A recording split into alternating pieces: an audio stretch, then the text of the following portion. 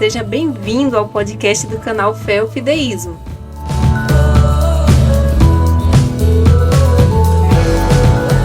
O podcast de hoje é um comentário da lição da Escola Sabatina feito pelo pastor Gilberto Tais. Esse mesmo comentário pode ser baixado por escrito no blog feofideismo.com ou diretamente no site da CPB acessando mais.cpb.com.br na seção Lições, Adultos, Lição da Semana e Comentários. Aproveite também para se inscrever no canal Fé ou Fideísmo no YouTube e também no Instagram do pastor Gilberto Tais. O Tais é THEISS. Fique agora com o comentário da lição. Até mais!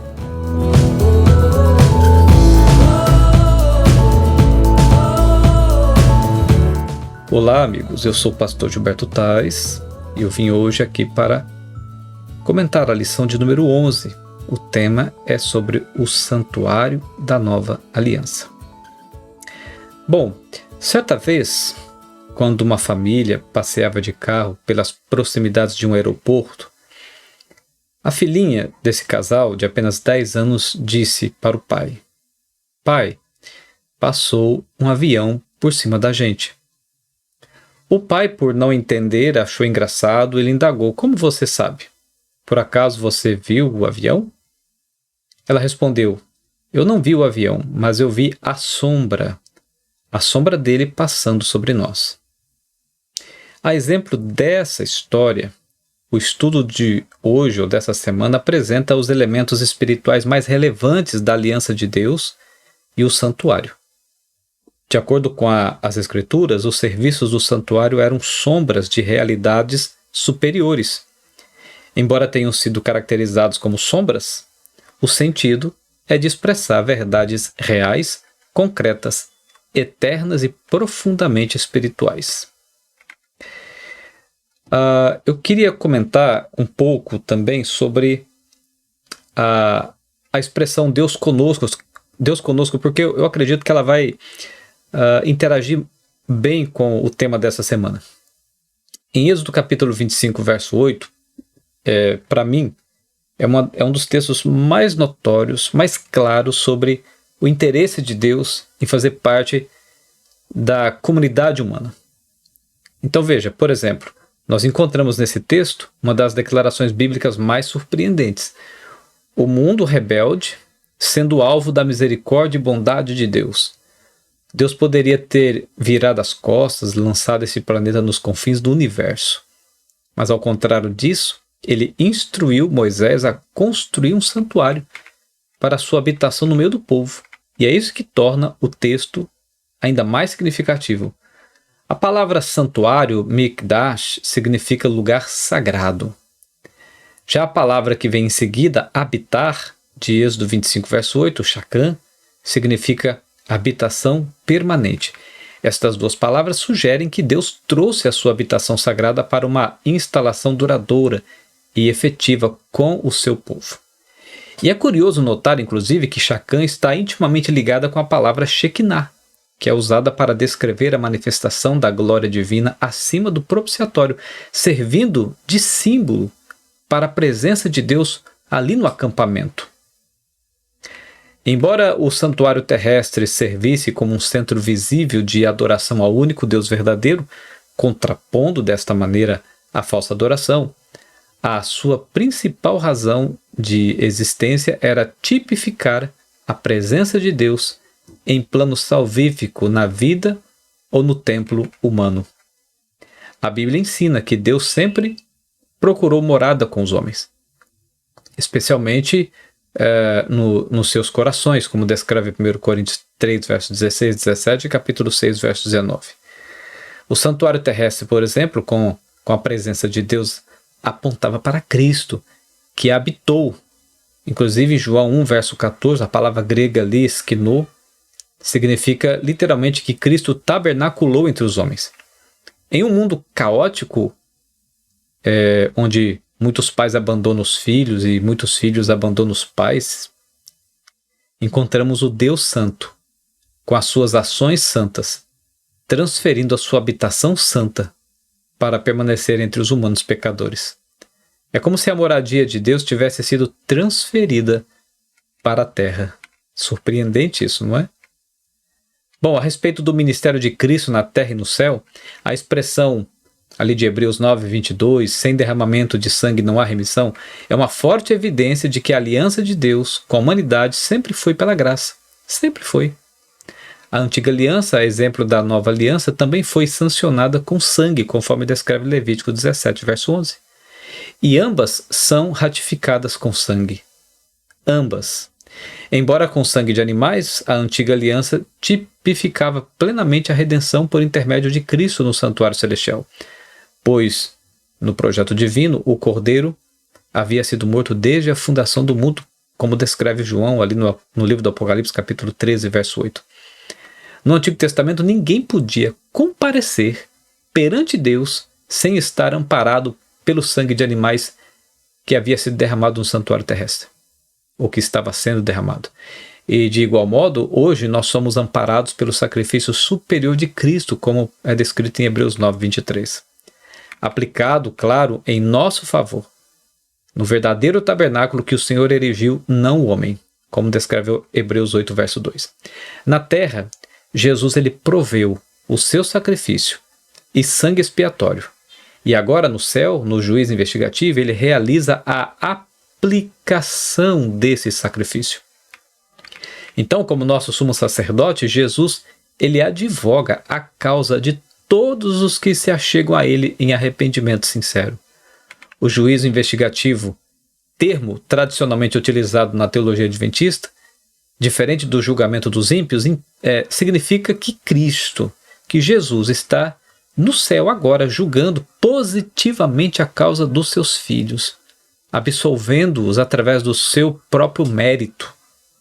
Inclusive, a esse respeito, Ellen White escreveu o seguinte, abre aspas, Jesus aparecerá como seu advogado, a fim de pleitear a favor deles perante Deus.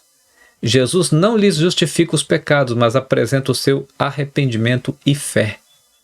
E reclamando perdão para eles, ergue as mãos feridas perante o Pai e os santos anjos, dizendo, conheço-os pelo nome, gravei-os na palma das minhas mãos.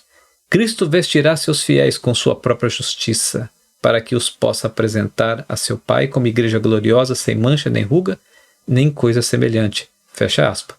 Essa citação está no livro Grande Conflito, página 482, 484, 485, e ela ilustra bem, de maneira muito clara, o significado da justificação pela fé, amparados plenamente na graça, no perdão, amparados no amor, na bondade de Deus. É lindo isso. Então Jesus ele é o nosso substituto. Inclusive a Bíblia ensina que a humanidade havia sido criada na condição mais nobre e exaltada. Que condição é essa? Imagem e semelhança de Deus, como descreve Gênesis 1, verso 26 e 27. Então essa é o que a Escritura ensina, o que a Bíblia ensina a respeito de como o homem foi criado na condição mais nobre e exaltada, a imagem e semelhança de Deus. Portanto, neste estado de pureza, sendo a imagem e semelhança de Deus, Adão e Eva eram reflexos do bem existente em Deus. Mas, devido à fatalidade do pecado, a humanidade deixou de ser imagem de Deus para se tornar imagem da própria humanidade caída, como descreve Gênesis 5, verso 1 a 3. Agora, na condição mais baixa, na condição mais perdida, infelizmente o ser humano deixou de ser puro, conforme descreve Jó 25, verso 4. E com o senso de justiça maculado, conforme descreve Isaías 64, 6, rendido à injustiça e incapaz, inclusive, de praticar o bem, e é o que Paulo diz, afirma lá em Romanos 3, verso 10. Mas o nosso Salvador, na condição de sumo sacerdote e advogado, por sua bondade, ele nos concedeu 5 coisas. Primeiro, a sua justiça perfeita no lugar da nossa justiça imperfeita. Isso está em Isaías 45, Romanos capítulo 3, 1 Coríntios capítulo 5. Segundo, a sua obediência perfeita no lugar da nossa obediência imperfeita, como descreve Romanos 5, 19. Terceiro, a sua santidade no lugar da nossa impureza, conforme descreve Hebreus 2, verso 11 e 10, 10. Quarto, a sua vida justa no lugar da nossa vida injusta, conforme descreve 1 Pedro 3,18. E quinto, a sua vida perfeita, a sua perfeição de vida, no lugar da nossa vida maculada, imperfeita, impura, injusta. Então a sua vida perfeita, a sua perfeita vida no lugar da nossa vida maculada, conforme descreve Hebreus 10, verso 14. Inclusive, amigos, Ellen White, a esse respeito, sabe o que ela escreveu? Ela escreveu o seguinte, abre aspas, não possuímos justiça em nós mesmos com a qual pudéssemos satisfazer as exigências da lei de Deus. Mas Cristo nos proveu um meio de escape, diz ela. Cristo nos proveu um meio de escape. Viveu uma vida sem pecado, morreu por nós e agora se oferece para nos tirar os pecados e dar-nos a sua justiça. Veja, a sua, não é a nossa, é a dele. Se vos entregardes a ele e os aceitardes como vosso Salvador, sereis então, por pecaminosa que tenha sido vossa vida, considerados justos por sua causa. Então o caráter de Cristo substituirá o vosso caráter e sereis aceitos diante de Deus exatamente como se não houvesseis pecado. Eu vou ler esse último trecho de novo porque ele é muito importante. E sereis aceitos diante de Deus exatamente como se não houvesseis pecado. Isso está no livro Caminho a Cristo, na página 62. Então eu fecho aspas aqui. Ela também relatou que a lei requer justiça, abre aspas, a lei requer justiça, vida justa, caráter perfeito, e isso não tem o homem para dar. Isso não tem o homem para dar. Não pode satisfazer as reivindicações da santa lei divina. Mas então fazer o quê? Ela continua. Mas Cristo, vindo à terra como homem, viveu vida santa e desenvolveu caráter perfeito. Estes, o quê? A vida santa e o caráter perfeito. Ele oferece como dom gratuito a todos quantos o queiram receber. Sua vida substitui a dos homens. Fecho aspas.